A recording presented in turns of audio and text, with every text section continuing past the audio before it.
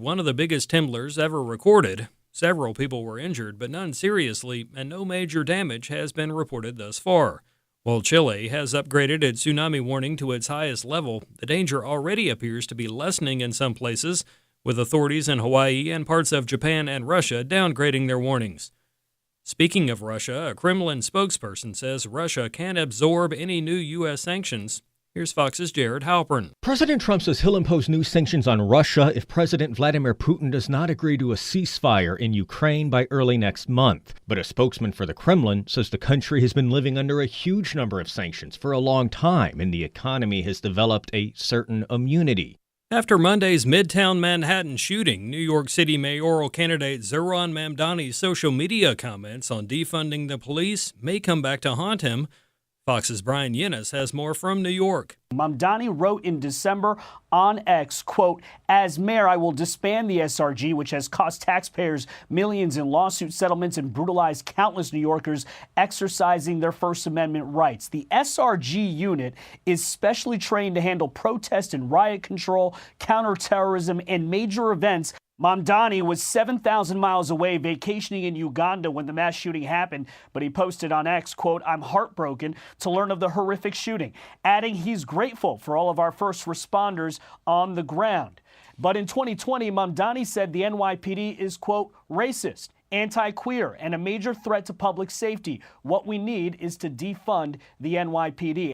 Work to replace Baltimore's Francis Scott Key Bridge continues as lawmakers get a first-hand look at the progress.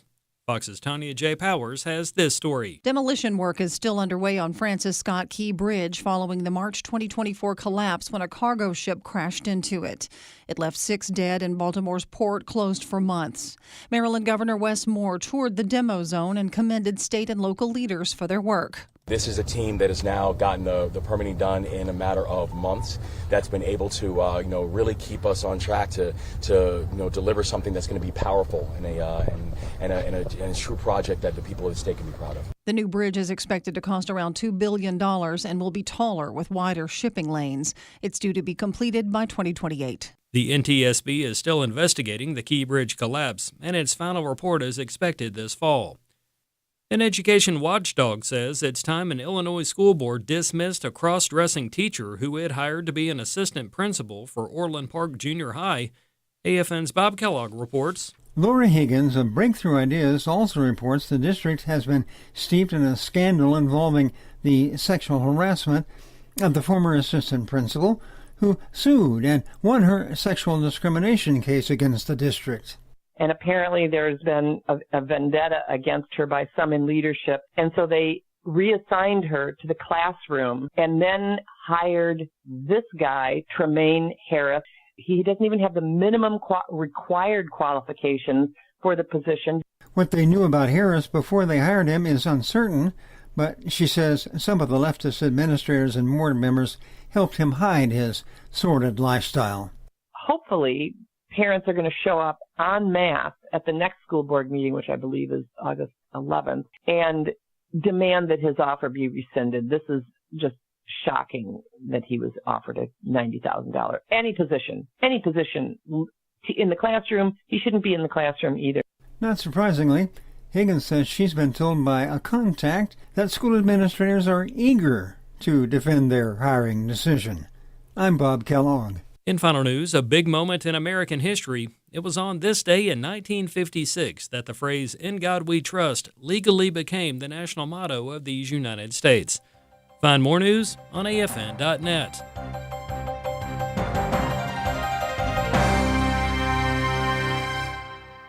The mission of American Family Association is to inform, equip, and activate individuals to strengthen the moral foundations of American culture and give aid to the church here and abroad in its task of fulfilling the Great Commission. Further, AFA believes this ministry, as well as everything in the heavens and on the earth, belongs to God, and AFA's role is that of a trusted manager. Thank you for standing with the American Family Association.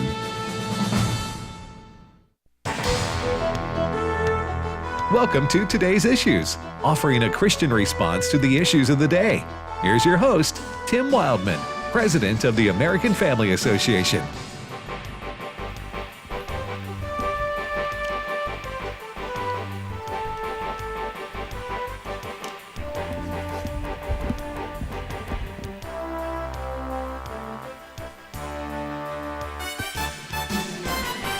Hey, good morning, everybody, and welcome to today's issues on the American Family Radio Network. Thanks for listening to AFR.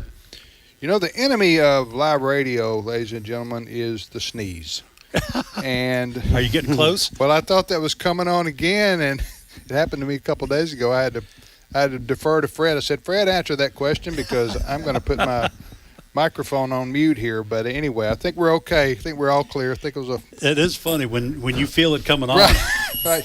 And there's a tipping point in there somewhere Yes. where you know I can't control it. It's coming like a freight train. And my wife, Allison, she says that I scare people. With my, I do the same thing. Huh? Yeah. Same thing. Not just little children either. No. And grown people. You hear these wimpy sneezes from people, and you go, that's not even a sneeze. Don't even, you know what I'm saying? Here's a sneeze. And, yeah. I never have understood people who are able to smother that sneeze. No. And I wonder what kind of internal damage they're doing. Your eyeballs will pop out that, if you. That energy's got to go somewhere. All right, so back to the serious news desk we go here on today's issues on American Family Radio. Okay, that was Wesley sneezing. You can't really fake a sneeze. No, you can't. Ed's with us. Welcome back. Hey, thank you. Had a little back issue. A little back issue. You're back in the game. I'm coming apart at the seams. You were sharing in devotion this morning. Yeah. You're in your mid-60s and things start breaking down. Okay, I wish I was in my mid-60s, Tim.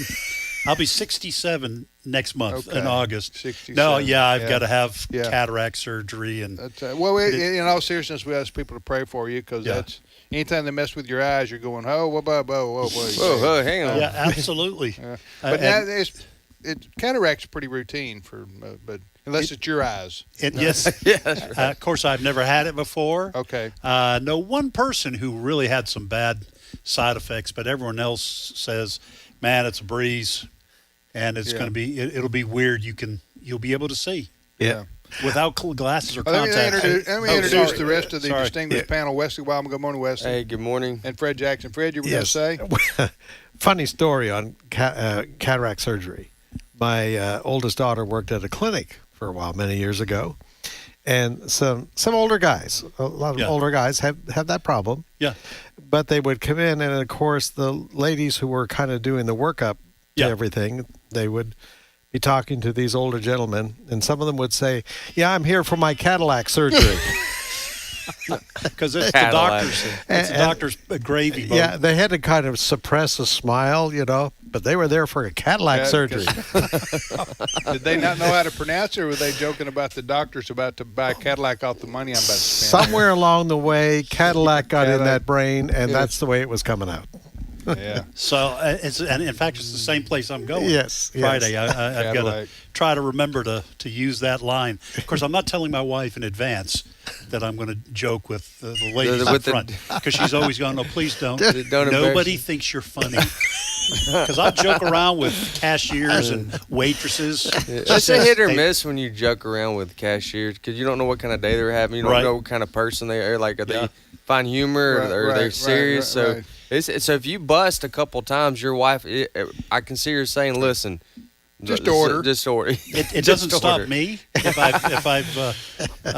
I've thrown a few air balls, but it matters to my wife. I don't want to hear it. You got to tell her, look, this person in front of me that I'm joking with she didn't see the last air ball. Yes. For her, this is the first one. That's right. Listen, I didn't tell people what day it was. Oh, yeah. Oh. So a lot of people wondering, Tim, what day is it? You always tell me. And what time? Today is Wednesday, July the 30th, 2025. 10:09 a.m. It's 10:09 Central Time. Central Time. 10:00. Tomorrow's my son's birthday. Yeah, is that right? I remembered that. July 31st. July 31st. Are you going to take him out to dinner? Or We're going over at his house. For him to grill out. For his birthday. No, we're having pizza. Okay. We're having pizza on his birthday. You're probably paying to for Thursday. that. It's going for to be him a to great clean day. up. It's going to be a great day. This is a radio program. We have a live audience. They're listening in. Yes, and we have news to get to. Okay. That's right. They don't care about. On a serious note, Fred, they had tsunami warnings yesterday. Oh, yeah. Well, what we had was a huge earthquake. Some people are calling it one of the strongest earthquakes in history off the Russian East Coast, early this morning, Russian time, 8.8. Now, if you live along the West Coast in particular, you get a shaker, 2.0, that sort of thing. Nobody kind of takes it too seriously. And we won't go into the details of the Richter scale, but it grows dramatically. Like 8.8 is a long way from 2.2, where we're talking strength of these things. And it set off all kinds of tsunami warnings all the way down to Hawaii and along the west coast, the California coastline. Japan in particular, as far as a tsunami height goes, on the northern end of Japan, the height of the wave got up to 13 feet there. Not too heavily populated. And also we're told along the coast of San Francisco, the waves got as high as 2 to 5 feet early this morning. They've removed all the warnings now, and even the advisories, they backed off from that. The good thing in this, there are no reports of deaths anywhere at all. So, the Bible talks about the earth groaning. Yeah. This was a big groan. Right. But, the Pacific Rim, earthquakes, my wife was showing, she has an app and shows earthquakes, recent earthquakes, all around that rim. You go all the way down to Japan, you go up through Russia, across Alaska and down the California coastline.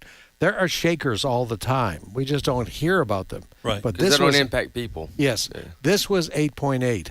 You move an 8.8 into 25, 30 miles off the coast of California. Oh, yeah. You got a real problem. You got real destruction, loss of life. Yeah. Don't they call that in the Pacific the Ring of Fire? Yeah, they do. Because there are a lot of active volcanoes, which means a lot of kind of chaotic stuff going on under the surface. Oh, yeah. I lived on the west coast, British Columbia, for about 10 years, and they practice with kids in school, what to do if there's an earthquake. Well, like here, much of the southeast and the Midwest and central part of the Central Plains for tornadoes. Yes. Yeah. Where I lived was about the suburb of Vancouver was about 2 feet below sea level. And what they warned us about was something called liquefaction. In other words, water would come up from your soil in your front yard. Oof. And that you need to be thinking about these things. The other things, we talked about earthquakes before. Hold on. Yeah, hold on. You need an explanation on that one? You just glossed over that one there. Okay. This sounds like a science fiction movie. Your what? Your water comes up from because we're below sea level. Yes. In Richmond, that's a suburb. The water comes up out of the ground. It just spills up. Spills up? Yes. So you don't have to. There are times you don't even have to water your yard. Well, this is for earthquakes. It waters itself. For earthquakes, okay. For earthquakes. We can say the people that put in the water system, they're upset about this. The sprinkler system. Because they don't have to. It's a natural sprinkler system. Okay, that just sounded crazy. I've never heard that before. And I've never heard of it either. And so would anything happen? Does it doesn't turn your ground into quicksand or anything, does it? Or fortunately, we didn't experience it, so I'm not sure. But it's not a good condition. Yeah, it's not a good. Wow. And people just as I was going to say, the thing with earthquake, there's no warning. Right. There's you don't like hurricanes you see coming. Or tornadoes. You see that coming. So when is this expected to hit the coast? Okay. Yeah, I think it's done. It's done. I think it happened 15 to 24 hours ago, something like that. Early morning Wednesday Russian time. That's when that's when the earthquake happened off the coast of Russia. Sometimes people forget how far Russia extends. I mean, it goes from Korea, north of Korea, the Korean Peninsula, all the way over to the border of Ukraine and places in Europe. So it goes from Asia to Europe, and but this earthquake measured at 8.8 on the Richter scale, as you say, Fred. Had that earthquake hit anywhere near a major metropolitan area, or it would have that would that would bring down the city of Los Angeles. Yeah. Okay. Yes. If something You're like talking that, even with all their earthquake. That'd be catastrophic. Right. Yeah. If something like that happened in a. It was much stronger than the one in San Francisco. Remember that back? That was just like a 6-point something. Wasn't yes, it? and overpasses collapsed. Right. And the whole thing. Well, the Bible. Listen, I don't want to get us into something I cannot talk a lot about, but the Bible does talk about in the end times that earthquakes and volcanoes, and does it mention volcanoes in particular? I think it does. Maybe in Luke. Anyway, crazy weather and natural disasters will increase, is what I'm going to say. Now, like I said, I don't want to get into that right now. We can maybe do that on another show. But when I heard about this strength of this earthquake, I immediately thought about the Bible warning about this. Now, some people would say, "Well, that's happened in the past." Well, maybe so, but I'm just saying it's still true though. It still gets your attention when you.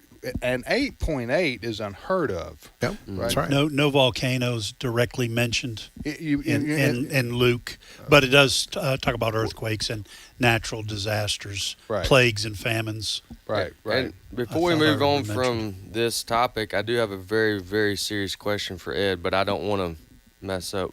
I'm good? I'm ready, man. Bring it. Listen, I just want to say I'm here and available. If Ed can't answer it, look my way. Well, okay? It's very specific because Ed served in the previously known the Journal Department. Yeah. Now the Stand Department. Magazine.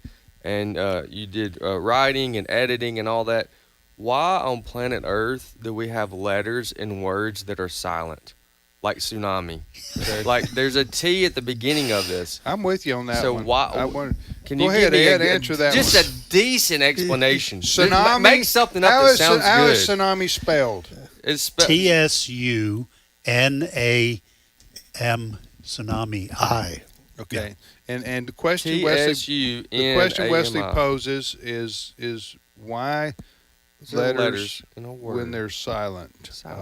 Well, because the English language is actually a hodgepodge of a number of different languages coming from the Old World. Yeah. So in other words, the English language coming from England. It's combinations of German and Dutch and the Vikings who controlled England for a long time. French words crept in there after the Normandy invasion, the invasion of the Normans, I should say, in 1066. Anglo-Saxons. So a lot of those words and those languages melded together and oftentimes produced, consonant combinations that don't seem to have a logical explanation. But it's because thank you for yes. But now that sounded pretty good, didn't it? I threw in Anglo-Saxons and consonants. Yeah. And then you ended up after 2 minutes of saying I don't know. He said just take a shot. Yes. And I did. That was my best shot. Tsunami starts with a T. I just want to emphasize that one more time. Yes. I did study French, the French language, for 2 semesters, I think, in high school. Yeah. So I said studied. But in learning about French and then Spanish and other kinds of languages, people who know multiple languages often say the English language is the hardest one. Yeah. Because of a lot of times the multiple use of words. And I was talking to my wife last night or the night before. She had been the word shower, for example. Yeah. Okay, she had been to a wedding shower on Sunday afternoon. Right. You heard of these things? Yes. It's where women get together and bring gifts. And I'm going to let you finish this story, and then I'm going to complain about showers. But okay, but anyway, they do for about 2. I've never been to one.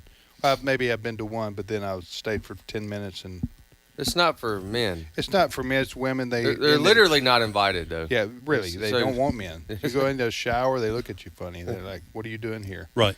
So anyway, so we got the word shower for that. Then we got the word shower, also used for like a rain shower. Yes. Right. Shower is showering out. It's rain shower. And then you've got your shower in your restroom, your bathroom at home, right? Your shower. So there you got just three. And the first four letters of it is the word show. Right. You want to go? You want to go to the show? The show, yeah. I could see how somebody would like give up on learning the English language. I thought you said shower. Yes, I do. I'm looking outside. There's no shower. No, I'm talking about the wedding shower. Yeah. You mean they take a shower? But you do mean showering somebody with gifts. So there is a translation. This is my fault. I take responsibility. You did start this, Wesley. And let me just say my response to the shower question, yes, men are not usually invited to wedding showers, but I had to put a stop to a troubling trend on baby showers. Okay. Baby showers, a lot of that was women too. And then I started getting invited to all kinds of baby showers. Baby showers? Yes. And I told my wife, I said, why am I going to this thing? Well, because you got invited. And they started trying to invite men to baby showers.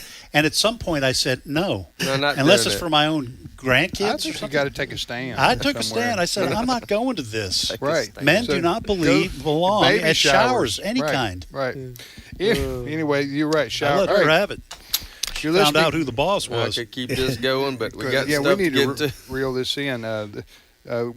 This is today's issues on the American Family Radio Network. Tim, Ed, Wesley, and Fred. Next story, Fred. So, Tim, tu parles français? The French thing? Très bien. The French thing.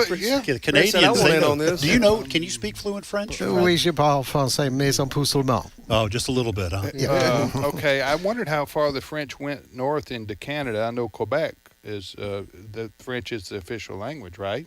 Quebec is the official language. New Brunswick, believe it or not, is the only official province that is bilingual. Oh, that's the official. But your home of Nova Scotia is English. Mostly, not all. A lot of French influence? Because of the Acadians? We have the Acadians, both in New Brunswick and Nova Scotia. And a whole bunch of them came to some state down here. Where they Louisiana. eat strange foods. Yes. The Cajun people came from Canada. Yeah. They kicked them out. Well, they got out of there because those English. Well, they go, surely there's got to be somewhere warmer in this world. Who's with me? And then they boarded a ship and they went to the land of alligators. Yes. And gumbo. Yeah. All right. So the tsunami story from the earthquake is basically over. Yes. Okay. Praise the Lord for that. Yeah. Next story. Yeah. All right. This may shock you, but President Donald Trump is back in the news this morning. No. Yeah. and kind of combined with the Epstein story. President Trump was talking a lot about the Epstein story, both on his visit in Scotland and coming home on Air Force One yesterday. And he offered some new details as to why he and Epstein didn't get along. He accuses Epstein of stealing some of the people who worked for Donald Trump in the spa at Mar-a-Lago. All right. That's happened to me before, so I can identify with that, how he feels. But go ahead. But anyway, so what we're going to play for you is a little bit of the what we call the news scrum that he had on Air Force One, and then a little bit from a news conference in Scotland where he added a few more details.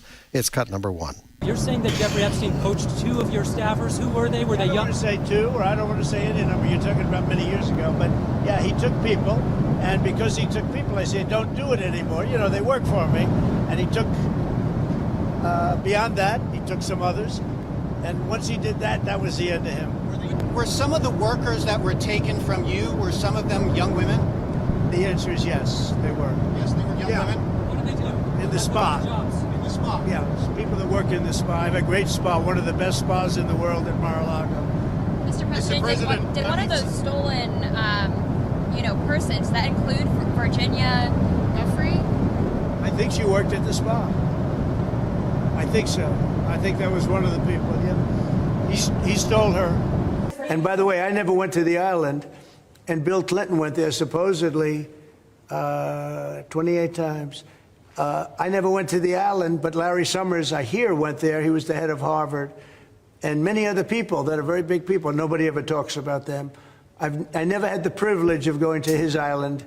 And I did turn it down, but a lot of people in Palm Beach were invited to his island.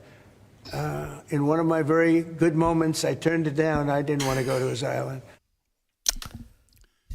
Where do you start with that? Sometimes it's better just to not say anything. Right? Yeah, bless his heart. Yes. President Trump just, to his credit, he's very accessible as president of the United States, and he doesn't shy away from answering questions or doing interviews. And which is why you get sometimes those kind of conversations or statements where shoot from the hip. Shoot from the hip. Yeah. Shoot from the hip, and yeah, well, it's better than being in the basement. I agree. Yes. No, I agree. And at least you know what the guy's thinking. And where he stands. But even if he changes his mind here in a little bit. Yeah, that's how he is. A couple things there. This Jeffrey Epstein story. Okay, based on everything I know and hearing about all this.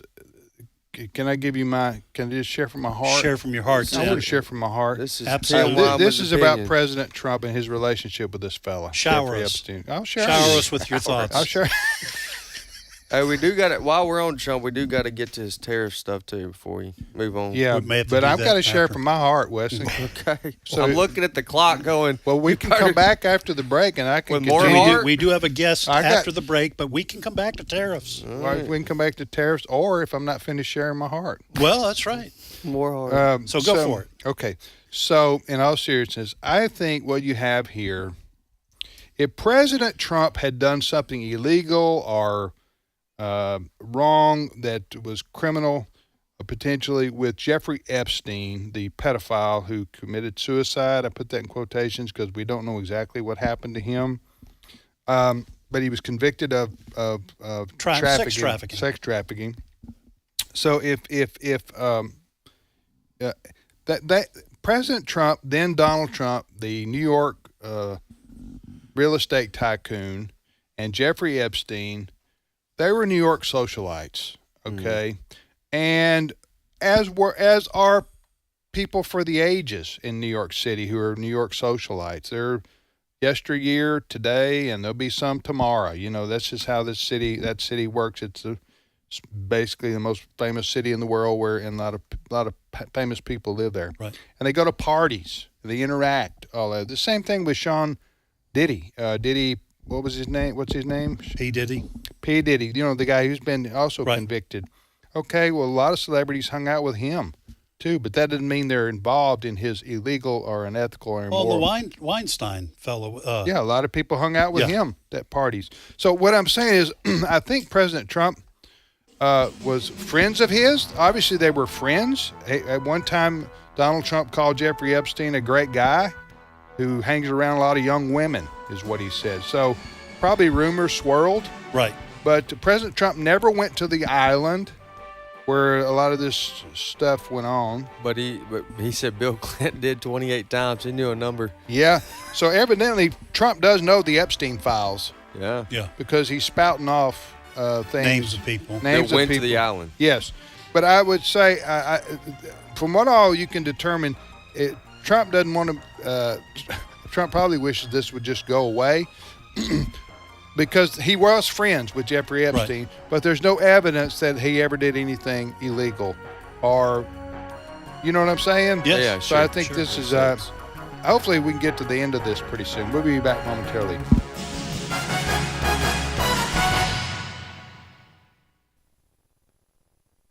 It's my turn. Here is your host for My Turn, Don Wildman. And taking the 5 loaves and the 2 fish, he looked up to heaven and blessed and broke the loaves and gave them to the disciples to set before the people. And he divided the 2 fish among them all. The area of Tabgha, located between Capernaum and Magdala on the western shore of the Sea of Galilee, is a very historic area. For it was here, according to tradition, where Jesus fed the 5,000 men plus additional women and children. Here also he fed the disciples following his resurrection. Tabgha gets its name from the corruption of a Greek word which means 7 springs.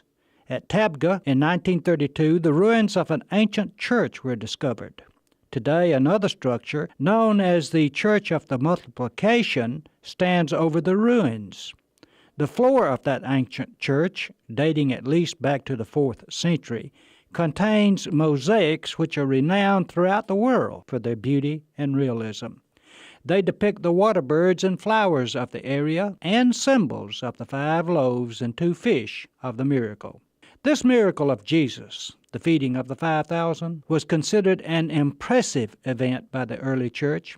Incidentally, it is the only miracle mentioned in all 4 Gospels in the New Testament. It is John who tells us of the young boy which Andrew brought to Christ, and how Christ used the lad's 5 loaves and 2 fish to feed the multitude. After the feeding, each disciple filled his basket with the food that was left over. Near the Church of the Multiplication is the Church of the Primacy. It's located on the shore of the Sea of Galilee.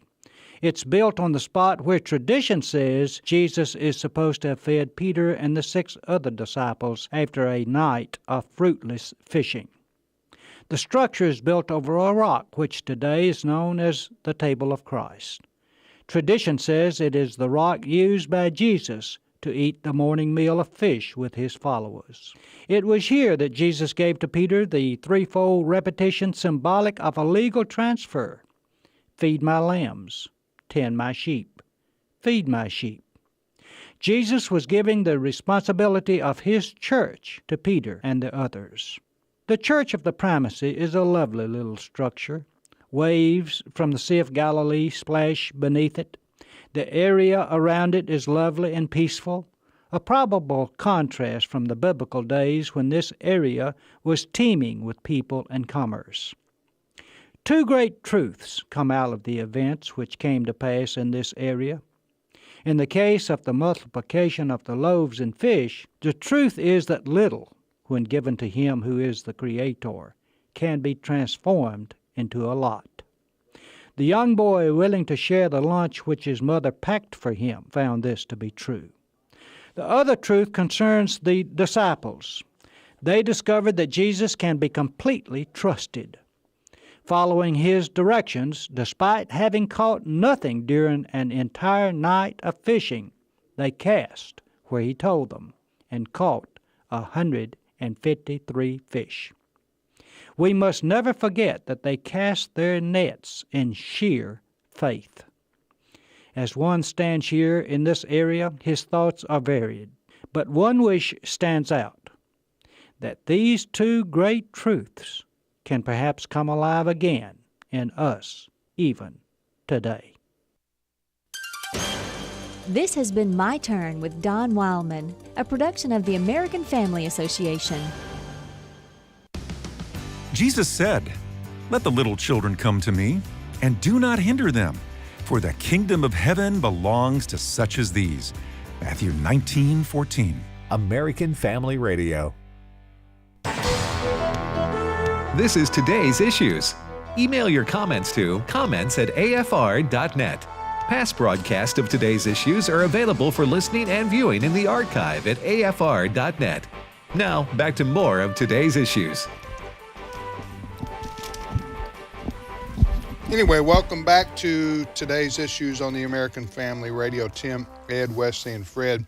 Just to wrap this story up, hopefully we're about through hearing Jeffrey Epstein's name. How long has the guy been dead? Like 3 years or something? 3-4 years, yeah. I don't remember. I think it's 2. The people, I guess... When he looked that up. A lot of President Trump's most vocal supporters... Wow, he died in 2019. Yeah. Oh, wow. 6 years ago? 6 years ago, August 10th, just about 6 years. Oh, my, I was you way start off. having tsunamis, time flies. You notice this? You notice the correlation? Yeah, absolutely. Anyway. So he missed COVID. Yeah, Boy, Wesley, I don't know. That's the least of his worries. That was probably an inappropriate joke, but it was funny to an extent. But no, it wasn't just funny to an extent. That was funny. Okay. He missed COVID. Missed COVID. I'm sorry. He probably. I don't know. I can't say I'm really sorry. Yeah, because he wishes he could have left faced the earth. COVID. Let me say this. I'm sorry for those that I offended. Right. Well, the way you do it in today's modern America, you say, "I'm sorry if you were offended." Yeah, Yes. no, and don't sorry. apologize for offending No, people. you don't. You say, "I'm when sorry." I was pastoring, I used to tell people all the time, "Don't be ashamed if you offended someone. Right. Don't take it back." Right. That's right. I'm sorry if you. I'm sorry if you were offended by my offensive, which I'm not going to apologize for directly. That's what that means. That's exactly right. All right. So anyway, the left-wing media, they're salivating now. They're going with this Jeffrey Epstein, Donald Trump connection, hoping to milk that as much as they can. And Trump didn't help himself yesterday, saying he missed the privilege of going to the island. Did you see this? Yeah. Yeah. That's when you need to keep your gums. I'm kind of from flapping. Yeah, that's the downside of shooting from the hip and being so accessible to the media.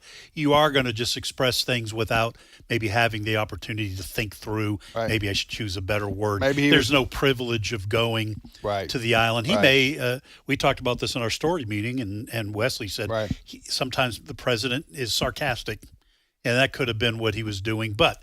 You don't say I had the privilege of meeting the head of the mafia gang boss in my city. You don't and say had that. lunch with him. You don't say that. Okay, and that's something he should not have said. But fortunately, the left wing media is not making a big thing out of Trump's comments. But the other part about it is here a lot of the MAGA voices, leading voices, they're upset that the Epstein files, such that they haven't been released to the public, and so they're maybe that's subsiding, the anger on that side. You think maybe? No, I don't see that on social media. People that are in I this see a crowd? lot of. Like if you guys, don't you have some family members who would qualify as in this group of people of MAGA influence? Maybe. Yes, I do. I have some people that I know very well. Have they calmed down on this? No, they haven't. No. Here's how with a lot of MAGA people. Right. If you saw this story about the comet that's in the solar system, yes, and is expected to pass by, Venus and Mars and Earth in December, and there's a couple of people saying this could be a UFO probe. Okay, the reason I say that is because in the comments underneath, every other one is, I don't believe it. This is just a distraction from the Epstein list. and I'm just going, oh, really? Every story, it's not. This is a distraction. Release the list. So, all right, just to review, there's a lot of people who thought the Jeffrey Epstein story was going to be a reveal when President Trump got into office, as they were going to pull back the curtains on the shadow government. Mm-hmm. Over the last couple of decades, because all the influential people of all political stripes from around the world were under Jeffrey Epstein's blackmail Rolodex. Am I right? That is part of the conspiracy theory. And basically, President Trump is saying there is no, and Pam Bondi, the Attorney General, they're saying there is no Jeffrey proof of that. No proof of that. And there's no list. No list. And listen, I used to readily mock conspiracy theories until they all started becoming true. It's like with those big gender reveal things where people blow up a balloon or something, and you get that puff of blue or pink. That's what's happening. All these conspiracy theories, you go, boom, oh, that one's real? Yeah. Oh, boom, that one's real too. And so now I don't make fun of it. I just go, we'll have to wait and see. Maybe it's true, maybe it's not. All right, you're listening to Today's Issues on AFR. Tim, Fred, Wesley, and Ed. Ed, our guest is whom? Yes, we want to welcome Bruno Borges, who's director and co-founder of the Institute of Biblical Sexuality. Now, Bruno comes highly recommended from American Family Studios' own M.D. Perkins. He's produced some of our top films, written a great book on the homosexual theology that is infecting a lot of churches. He really likes Bruno, and that's where we kind of got this recommendation. And this is a big announcement of something that Bruno is kicking off. So, Bruno, hopefully I pronounced your name correctly. We want to welcome you to today's issues. Good morning, gentlemen. Thank you for having me. And yes, you did pronounce it correctly. Okay. All right. We were going to say that we had on the line Bruno Mars, because that'll get a lot of attention. But Bruno, tell us, there's a great need in our culture, in Western culture as a whole, but especially in our culture, and for the sake of the church, to start doing research and correcting some of the ideological heresies, I'll just call them that, about human sexuality, and then produce help for people who want to do biblically based counseling on some of these issues. So please let us know, what is this big announcement? Yeah, absolutely. Well, first of all, I'm excited to join you, gentlemen. Through the Institute of Biblical Sexuality, we have launched the first ever certification in biblical sexuality ministry. So just to give you a little bit of a history, the Institute is a ministry of Living Hope Ministries. Living Hope has journeyed and discipled men and women from all across the globe who have struggled with all kinds of sexual issues and distortions. I have had the privilege of serving with Living Hope as their men's minister for the past 10 years and been involved for the past 16. And all these years, as we've gotten to walk and journey with people, we've seen a lot of gaps within the church and the difficulties that the church has had to respond to all of the upcoming nuances related to sexuality. So the Lord started to tug at our hearts and give us a new direction on how we needed to equip the church with the experiences we've had journeying with people all these years on how to respond to sexuality. So in 2021, we launched the Institute of Biblical Sexuality, and whose mission is to encourage and equip the church to respond both biblically and redemptively to sexuality. And through that, we put together a phenomenal global and national advisory board who helped us put together this first ever certification program that truly equips pastors, leaders, Christians, anyone within the local church or Christ-centered organizations who feel a tug in their hearts or a calling to lead their church on how to respond biblically, really being that, as we call it, first responder in the church. And in connection with the Institute, where we have tons of resources that we have vetted to be theologically sound, as well as robust with academic research, as well as great methodology. We're truly looking to put as many people within the church. Well, our dream is for every church to have a certified biblical sexuality minister to be able to lead their churches on how to respond biblically and redemptively to sexuality. Hey, this is Wesley here. I've looked into your ministry. I'm grateful for what you're doing. I'm thankful for there being someone out there who's emphasizing or taking the time to focus on this issue at hand, at training pastors on this. But I'm also understanding that this is also for lay people as well, or is this primarily for pastors or for a pastoral person on staff? No, this is also for lay leaders, lay people in the church, anyone, like I said, who feels a calling to respond to these issues somehow. Okay, well, wonderful. Now, what's the website again, and then how can people find out more about what y'all doing? The reason we really wanted to have you on is because there's not many people, or they're not people, but there's not many places out there where on this particular issue you can get trained or find ways to respond to this issue in your local community. And so especially, well, you can, but it's usually unbiblical. And so for this to be biblically based, we wanted to have you on. So how can people find out more about this?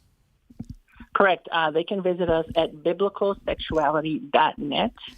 /certification to learn all about our certification program. So it's a certification program. Correct. And they have resources for. And Michael Perkins was on one of the first ones they did. Our own Michael Perkins. Let me ask you this, and then Fred, I know Fred has a question. So you're talking about training people to counsel. That's right. Especially maybe somebody on a church staff in the areas of sexual addiction, same-sex attraction, gender identity struggles. That's right. Sexual trauma, marital conflict, and more. Is that what this is? Is this what this is training for?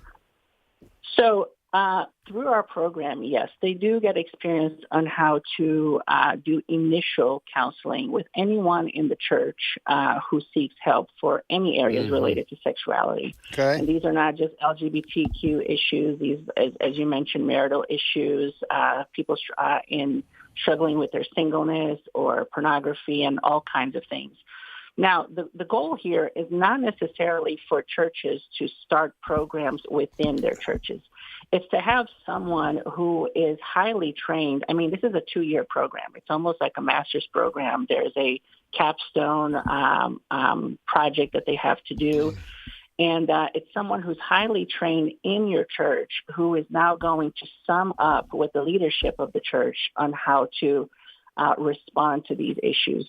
Because one of the biggest things that we've seen all these years is that so many times people who are struggling, when they seek help, the church has really struggled to respond biblically and redemptively, or they just don't know the resources that are good to use. So being in partnership and certified through the Institute, we're there to walk alongside them and provide the resources and continual education.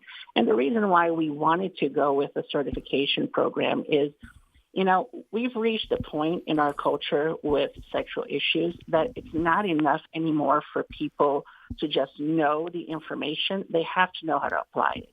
And that's what this program is about, and that's why it takes 2 years to go through it.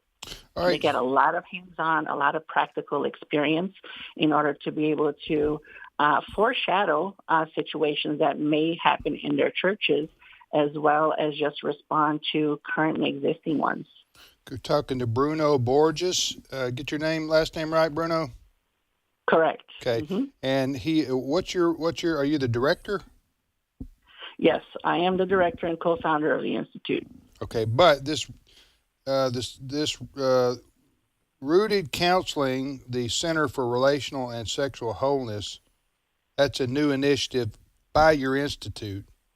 It is. We just launched Rooted Counseling. Okay. So Rooted Counseling, it is a counseling center that focuses primarily on relational and sexual wholeness. Yeah. And the reason why we launched Rooted is because all these years, both through Living Hope and the Institute, working with people, one of the biggest questions we have gotten is, how do I find a biblically sound counselor who won't affirm feelings that I have that are incongruent with Scripture? And we found that it's become harder and harder to find even counselors who call themselves Christians to abide to the truth, to Scripture.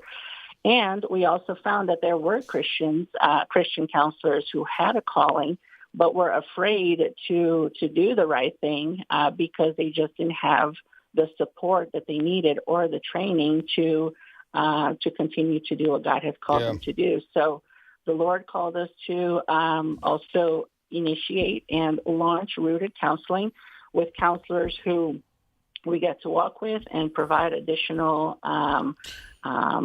professional development on how to, first and foremost, stay true to Scripture, regardless of what licensing policy says.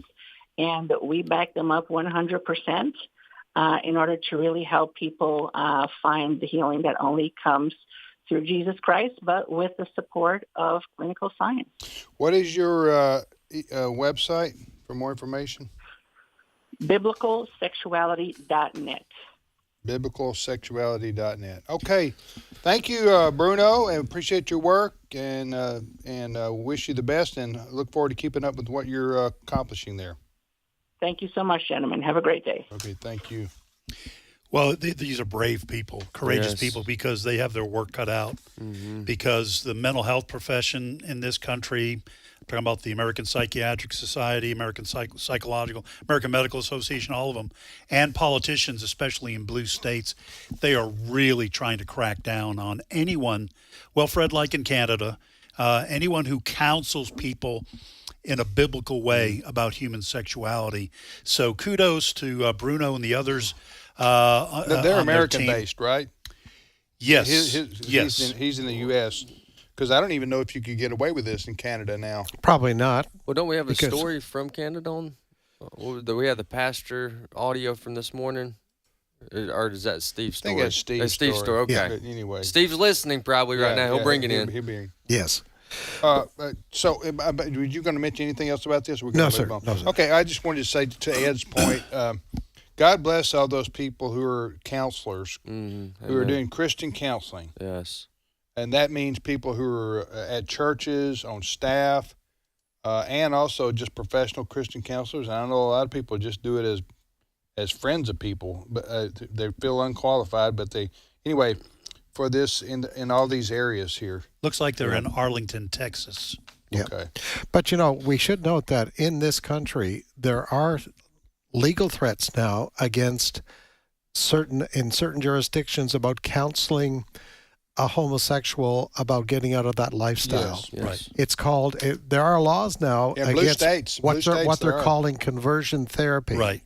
So we need to note that in this country that celebrates a First Amendment freedom, there are people who are being fined for counseling people about their homosexual lifestyle. And that's even when a homosexual comes to the counselor, solicits the counseling, and says, I want some help with this because I'm not sure I should be doing this.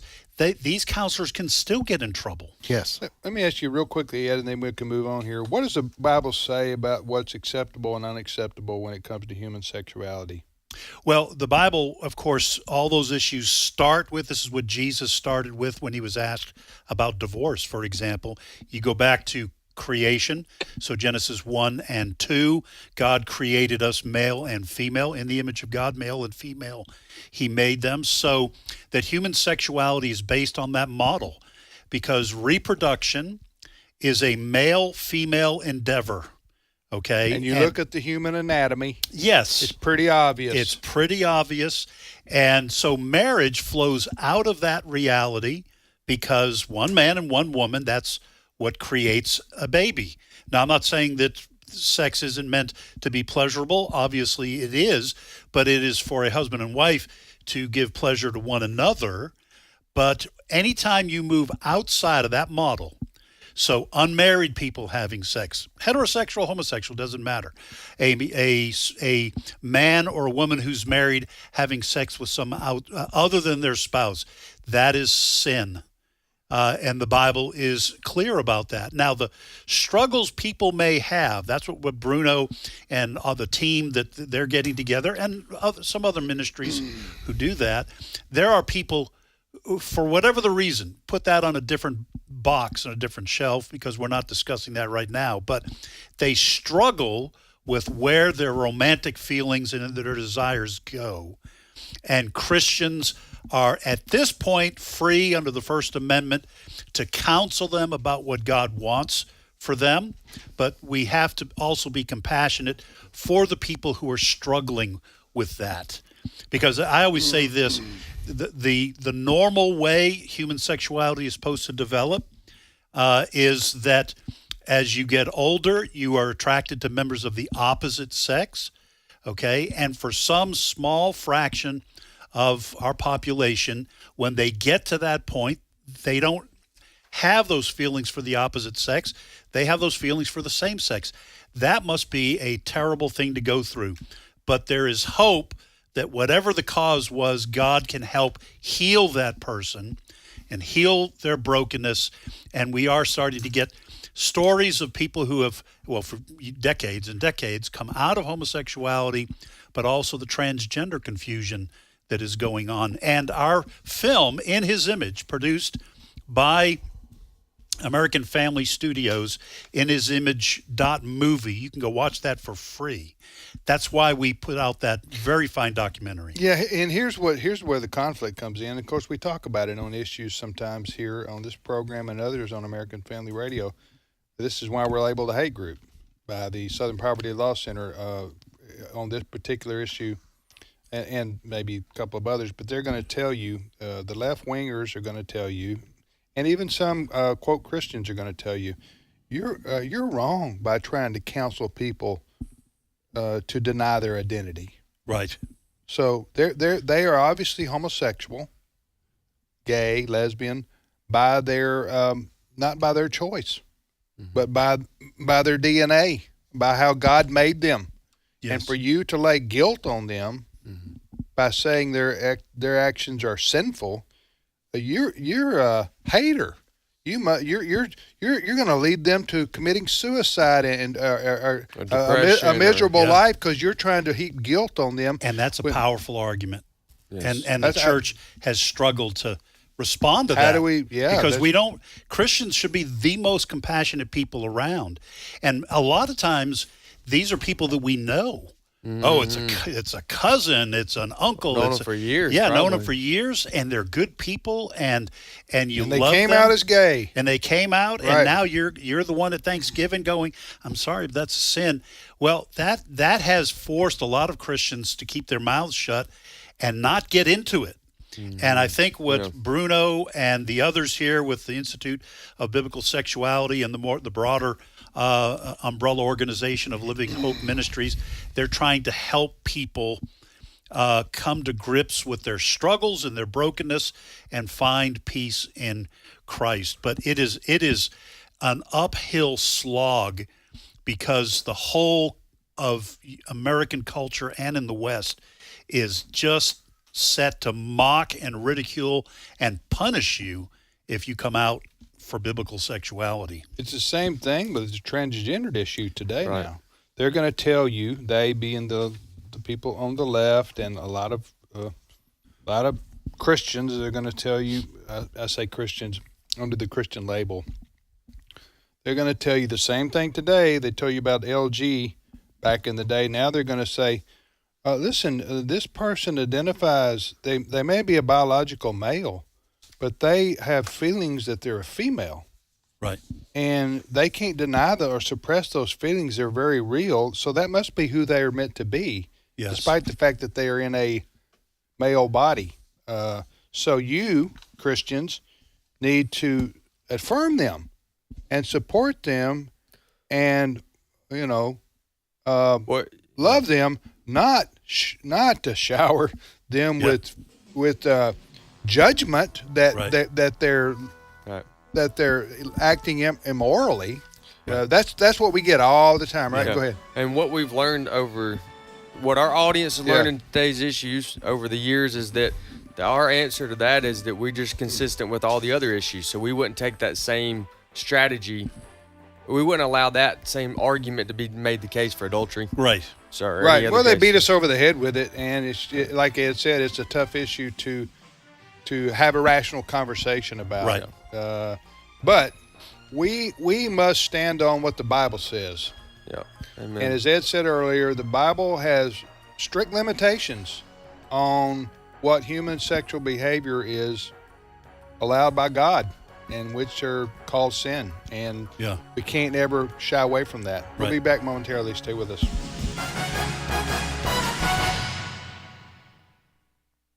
The views and opinions expressed in this broadcast may not necessarily reflect those of the American Family Association or American Family Radio. Faith, family, freedom. American Family Radio. If God could speak, what would he say?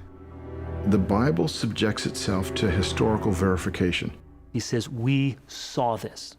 We go to the Bible wanting to hear what the living God has to say to us. When God speaks, what does he say? the God who speaks. Visit stream.afa.net. This is American Family Radio, a listener-supported ministry of the American Family Association.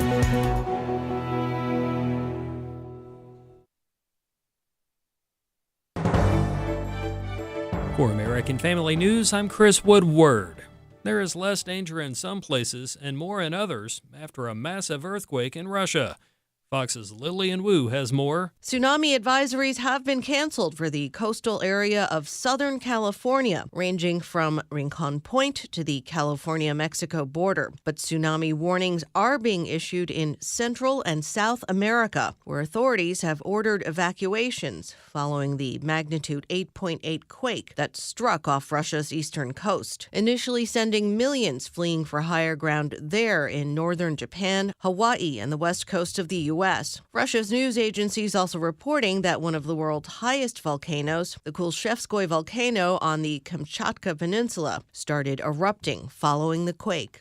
Well, as we have reported on AFN, President Donald Trump has reduced a time frame for Russian President Vladimir Putin to end the war in Ukraine.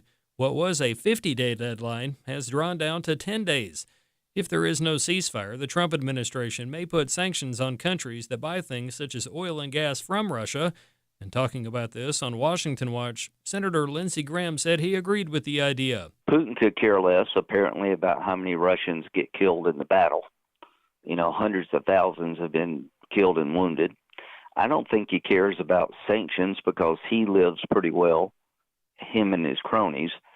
So what we're doing, I've talked to President Trump about, is go after the customers. Russia's economy is propped up by fossil fuels. Countries that buy Russian oil and gas include China, India, and Brazil. They're going to have to pick between the American economy and helping Putin.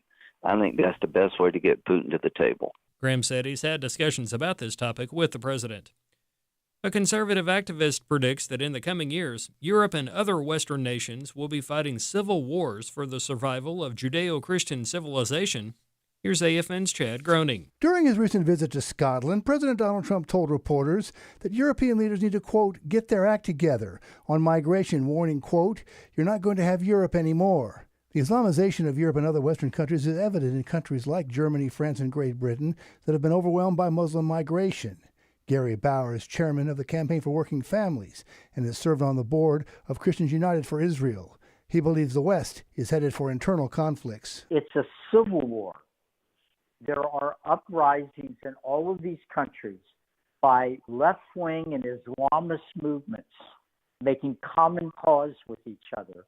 I now find myself in the camp of several historical analysts and military analysts that believe in the next 20 years there could be multiple civil wars that break out in the Western nations of the world, particularly right now in Europe. And Bauer says we need to remember what our own civil war was like. 670,000 of us were dead.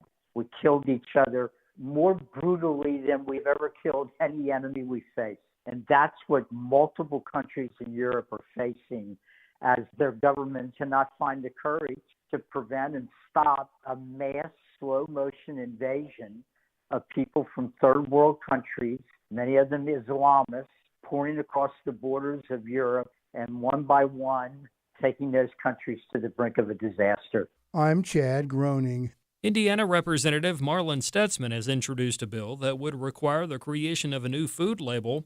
The label would be for fruits and vegetables that were treated with a product created through a grant from the Bill and Melinda Gates Foundation. The treatment or coating is known as Edapeel. Stutzman's bill comes at a time in which many people are seeking to make America healthy again. In final news, the EPA has released a proposal to rescind regulations that paved the way for electric vehicle or EV mandates.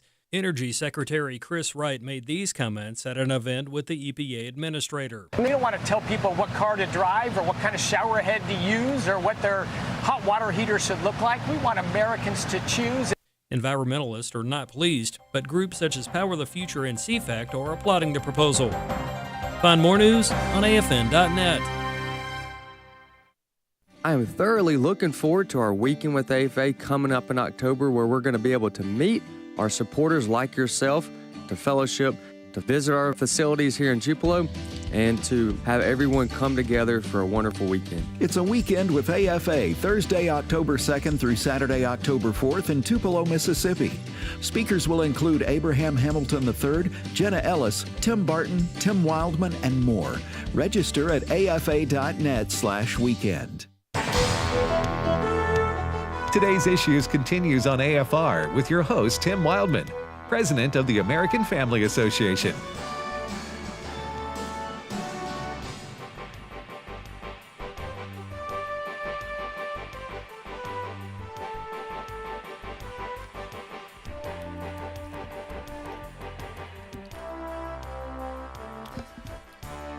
Hey, welcome back, everybody, to Today's Issues on the American Family Radio Network. Today's Issues is the name of this show. On AFR, Tim, Ed Vitagliano, Wesley Wildman, and now Steve Paisley Jordahl. Good morning, Brother Steve. Good morning, everybody. Hey, let me read this letter real quick. It's like take me 2 minutes here. But every once in a while, I get a letter across my desk that really is heartwarming, as they say. Oh. Positive and encouraging, Positive and encouraging. Dated July the 2nd. The note, handwritten note. See this right here? Handwritten note. July the 2nd, 2025. Dear AFA, as I am 97 years old, be 98 in a month, living on Social Security and pension, plus legally blind, my money is very limited. An unexpected sum of money came to me, and I have to share with you. I do pray for you all and thank you for all that you do. May our Lord keep you all safe and give victory in all your efforts. And this is, I'll just say, Christine is her name. Wow. From Virginia. Thank you, Christine. She put her name. She put her name here and her address, but I'm obviously not going to say that. But she lives in Virginia. But I thought, wow, she's in August. She'll be 98 years old, living on Social Security and a pension, and she got some extra money, and she sent it to us. Well, listen, we love our listeners, and let me just say this. Thank you, Christine, for your gift. Thank you for all of you who give regularly to Amen. American Family Radio. We do appreciate that. We have Share-a-thon coming up in October. But let me also say, I know there's people out there who want to give and can't, and even those who do give, listen, please pray. That is not a minor thing. We don't think of that as being a minor thing that you do if you can't give us what we really need. We need your prayers. Exactly. Because this is these are difficult waters that we swim in, and they are shark-infested waters. Okay, and there is tons of pressure, and who knows what the future is going to hold for our country. Hopefully God will continue to give us grace, but we want to be here to speak the truth of God's word and to preach the gospel. So continue to pray. Pray that we will remain faithful to the calling that God has put on this ministry. Pray for Tim and the others in leadership and their families, and for all of those who work here. And pray, I'll tell you what else, pray for new opportunities for us to get some other radio stations, and maybe even in difficult territory, spiritual territory. All sorts of things you can pray for us, and this is an important part of the ministry, your prayers. And also, if you run across any extra money, yes, then you can feel free to do like Christine and send it our way. What a good example she's setting.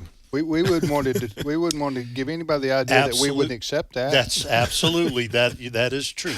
Shark-infested waters, and it's always Shark Week. Perpetually. Shark Week. So, it's been Shark Week in this country for 75 years. There you go. We did buy a new station in Des Moines, Iowa. Do you know this? I'm being serious. You mentioned. Yeah, and we'll be sharing more about that later.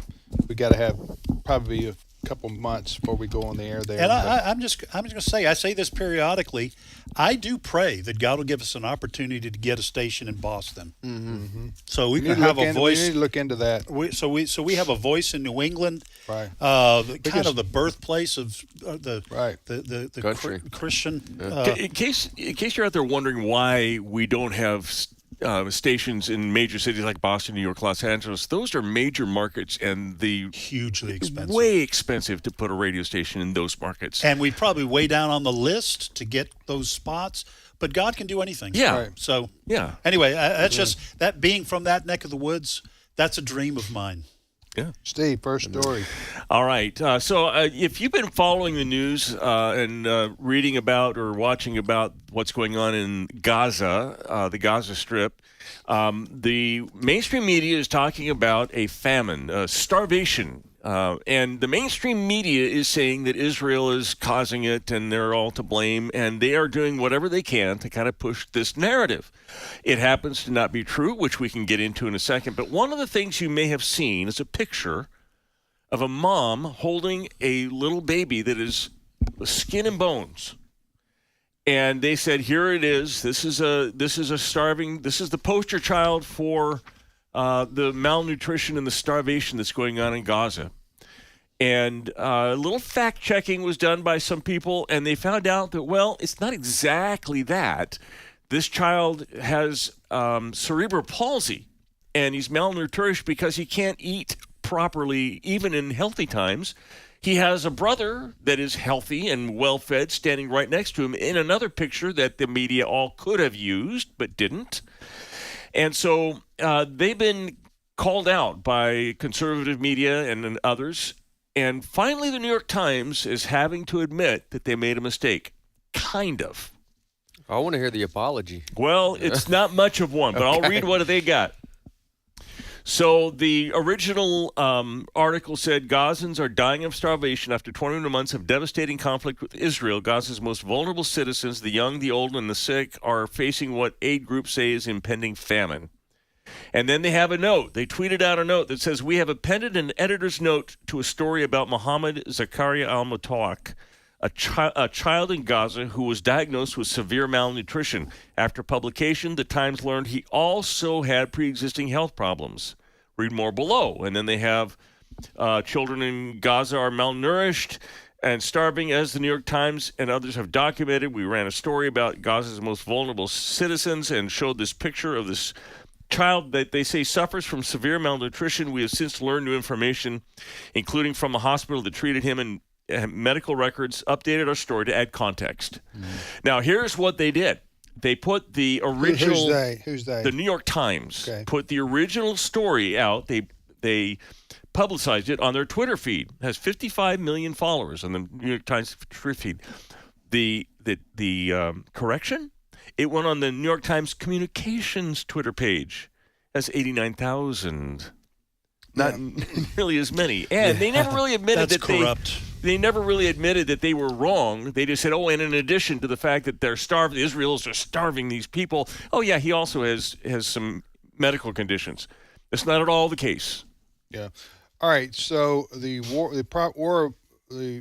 propaganda war against Israel continues, and many people in the world are complicit with this because they hate the Jews, they hate Israel, and they think that that the Palestinians, the Arabs there in Gaza, they should have their own state over there in Israel. Now Great Britain is talking about a two-state solution again. So what happened here? This went viral. This photograph went viral. Yeah, and there's other photos on different newspapers. I'm looking at the Daily Express. The headline says, "For pity's sake, stop this now." Same child. Yeah, the picture went around the world, and what you're drawn to conclude from this is that the Israeli government and military are starving people to death. Right. In Gaza. Yep. The Gaza Strip, which, by the way, is Israeli land. Did you know this? Mm-hmm. Israeli. But they had given it. They call it occupied, but it's actually Israeli land in the first place. They had given it to the Palestinians to run. We mentioned this before. The Israelis are in a no-win situation on the propaganda side, on the media perception side. But I don't know, Wesley. I don't know what Israel is supposed to do. Tell me what they're supposed to do. Well, What I always like to on stuff like this, I always like to go back to how we got here. Yeah. Okay. First of all, the image is a lie. The way it was presented. Because the mother is healthy looking. Oh yes, yeah. So she's being fed. Right. Okay. So it's a lie. However, in the event that they're even wanting to make the case that what you're saying, that the Israelis are starving, Israelis are starving, the people in Gaza. How do we get here? Okay, if that was true, it's because Hamas committed a whole day of terrorism where they murdered 1,100 people. Right. Slaughtered. Yes, and all the other thing, and the raping and the beheading and all that. Okay, so that happened. So now this is solved. There was an elected official said, there may have been Tom Cotton, but this is solved when they release the hostages and walk out with their hands up, and this is how this is solved. Right. Anything short of that, right? Israel's going to continue because of what was provoked. Yes, and Israel now is on guard against this kind of terrorist attack ever happening again on their soil against their people. So, we've talked about this before. The Israelis are in a tough situation in this sense on the PR side. Hamas is a terrorist organization. They're the ones who butchered the 1,100 Jews on that day. Mm-hmm. They're a terrorist organization, but they are the quote government in Gaza. All right. Mm-hmm. The people of Gaza support Hamas, if you believe the voting and so forth and so on. And so the Hamas fighters hide behind the non-combatants. Civilians. They hide their rockets behind hospitals, under hospitals. We know all the underground tunnels now that have been discovered. They put weaponry under mosques. Why do you do that, you say? Well, because they know if Israel bombs a mosque to try to get to their weapons they're going to use against Israel, Israel gets called out by the other Arab countries and Muslim countries and the international media as being targeting schools, targeting churches, mosques. Churches, targeting hospitals, killing children. In this case, they want to say Israel is starving the children of Gaza. As you said, this picture that went viral, which is meant to be used and has been used successfully as propaganda against Israel, shows the mother holding this baby who's emaciated. The child, I don't know if it's a baby exactly, but the mother is healthy looking.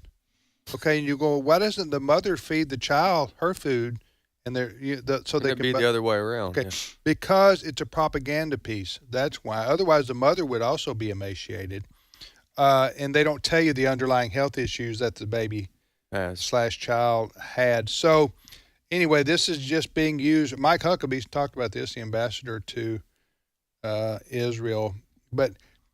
We can talk about this another time, but Israel is just, and then Great Britain now, or the UK, however you want to say it, and France, they're calling for Israel to accept a official state where Hamas rules, and they're on the border of Israel. How insane is that? They're saying that they are going to recognize it as a state. Gaza is going to be a state. They're officially in the eyes of the EU, a lot of the EU and this the is UN. like biblical. We'll be ready to talk about this tomorrow, I think. Yeah, okay. Is this the world turning against Israel and the Jews? Is this not unusual? It seems biblical. Yeah. To me, you know what I'm saying? It just seems like this is part of Bible prophecy. That we're living in here. And I'll just say this, and we can move on. Okay. And especially the sharp turn that a lot of people have taken in this country in protesting Israel and supporting the quote-unquote Palestinian cause, when in reality the issue's Hamas, the terrorist organization that runs Gaza. Why don't these same people have a problem with Hamas? Why don't they speak out as much against Hamas as they do against the Israeli government? I think that they view Hamas as freedom fighters. Okay. Against so they were justified in butchering the people. Because they don't want to talk about that. Some say that, actually. Yeah. One fact, and we can move on, but one fact I want to bring out here, Israel is airdropping food to the Gazans directly because the UN, who is supervising the trucks that go in, give it right over to Hamas, which holds it hostage from the people. So Hamas is starving the people. The only war ever in history where the combatant has fed the other combatant in the middle of the war. We certainly did feed Germany after World War II, but that was in reparations afterwards because we're a good country. Israel is doing it in the middle of the war. Right. They are airdropping food to the Gazans, so that should tell you something. Hey, you remember when Amazon's Alexa first came out? And everybody said, "Oh, watch out! It's going to be listening to you. It'll listen every." And Amazon said, "No, you have to say Hey Alexa, you have to say the word to wake it up. It's not listening. It's not listening." And they spent a decade saying it's not listening. It's not listening. Well, Amazon is buying a wearable bracelet called the Bee. It's buying the company that made this that is listening, and they say it is. 100% of the time without having to wake anything up, and it's transcribing your conversations. They say what it'll help you do is summarize a conversation, for example. It will allow you to, I used this the other day, Tim said it wasn't a good idea, but solve arguments. I didn't say that. Yes, you did. Well, here's the transcript. There's the transcript. You mean like with your wife? Yeah. No, that's not a good idea. You do not want to be that right. No, I don't care if you're argument. It doesn't matter if you're right at the end. But Amazon is saying it as a positive. They're also able to use this as a collection point for their AI data. They're getting tons and reams of information. And they can personalize this for you. They can make your plans because they've heard you talk about the plans. Scary stuff, though. The privacy concern is off the charts, Ed. And not just for the person wearing the bracelet. This is a company that is the company named Bee, or is that the product? The product is named Bee. Okay. So that's Amazon bought this company. Here's one of the other things when I saw this story. No, actually, the company's named Bee.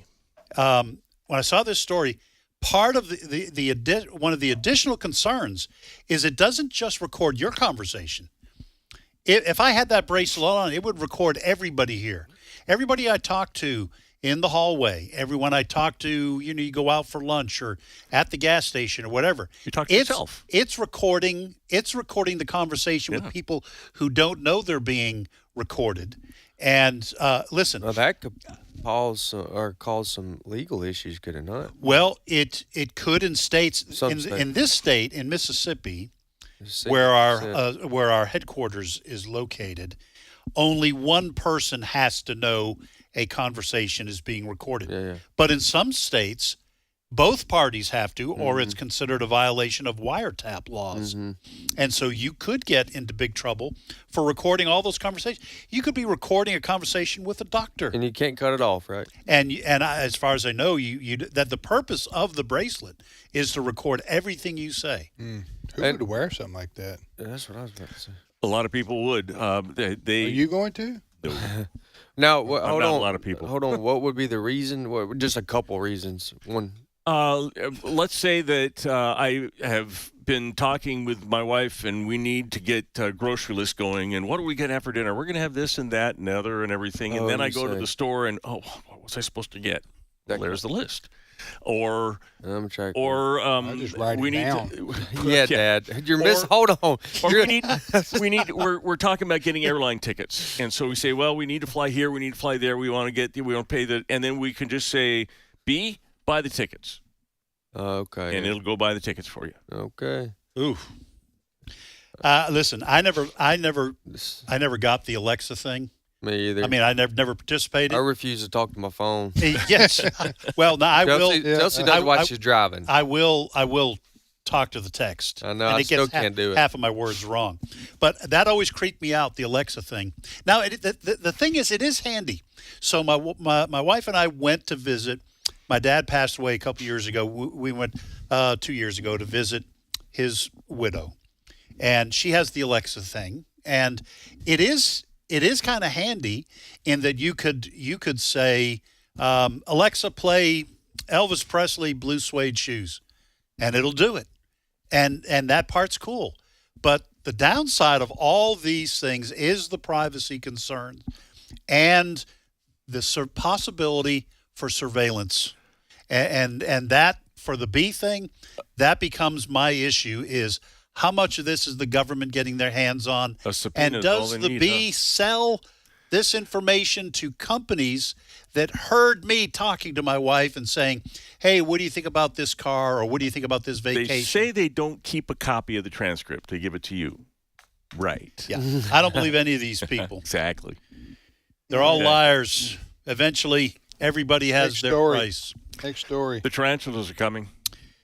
Oh man, this is. I've already texted. All right, listen up, people. I've already texted my sister. He's got some breaking news. Yeah, right here. Typically from late August through October, it is tarantula mating season, where the males come out of their holes and go start looking for mates. And it's expected to be tens of thousands of tarantulas wandering the countryside in 13 states: Arizona, Arkansas, California, Colorado, Florida, Kansas, Louisiana, Missouri, Nevada, New Mexico, Oklahoma, Texas, and Utah. It's Typically more than drier 5 states? Yeah. More than 5. Okay, I thought the story I saw this morning said 5. You've got about Well, this is 10. where they live, and I'm assuming wherever they live The is what tarantulas, but they're going to be giants, right? Well, softball size. Yeah, what I saw. That's a big, typically tarantula. Yeah. And listen, your description of the tarantulas coming, the males coming out of their holes, right, looking for a mate. Looking for a mate. That's what he said. You know what I immediately thought about? Was Trimmers. These young men. No, was these young men who live in their mom's basement, right, and they play video games. At some point, they got to come out of the hole, right, and try to find and look for a mate. It's not in August though, necessarily. No. So you young men, if you're listening. And not playing a video game, get out there. So we're saying this is a serious story. These tarantulas are coming. Now they generally don't bite people. No, they're generally docile. They're safe. Yes. They only bite if they're provoked, and their venom is not necessarily toxic to humans. Right. It can be painful, I think. I don't want to check it out. Yeah, let's see what they do. You know, there's some guy that does this on social media. Yeah. He does the pain. I forget what his name is. He does. He'll try all these painful wasps and ants, bites. Snakes. And he has it. He holds a snake up to him. It's like, go. Sound like he got a clickbait from y'all. Well, he did. I don't click on. I know I'm being tricked. He did like a bullet ant or something like that, and I said, "Well, I'm watching this." I clicked through and watched it. You're right. I remember the one. I've only seen a handful of what you're talking about. I remember the one he put on a jar and he covered it up to make the. And he shakes it up to get them mad. You're going, who does this? Well, and I've only seen a handful because there's only so many videos I want to see of some guy going, this hurts. It's so bad. While it feels they're like creating fire. it. Yeah, I mean, it's now his reaction. The clickbait is you won't believe who died today. You know, and then they show a picture of Tom Hanks, and you click on it. Yeah. Go, Tom Hanks did not die today. They used his picture. Yes. But to get me to click here, and that's how I'm here. But guess what? I'm not going to do that again. I have an article from 2014. A South Korean man was arrested at the airport with 320 tarantulas, 110 centipedes, and 9 bullet ants strapped to his body. How many tarantulas? 320. Okay, listen. Wow. If I'm keeping tarantulas at my house. Or strapped on your body. At 100, I'm stopping right there, okay? Because you can't manage more than that. No, you can't. Am I That's right? the guy. He was trying to. He was trying to get him, smuggle them so he could sell them. Yeah, so he could sell them. But they noticed he had a big belly. Yeah. That's what they said. Well, I'm glad I don't get pulled over. I wonder what kind of fine that is, or what kind of penalty that is. Why? Wesley, the penalties they just trying to figure out how much. The penalties they just cut the restraint open and let them crawl all over him. Yeah, there you go. Those centipedes are bad dudes, man. All right, giant tarantulas on the way, coming to a backyard near you. Just when the tsunami passed, now we got giant tarantulas coming to a shower, honey. Better get the rain.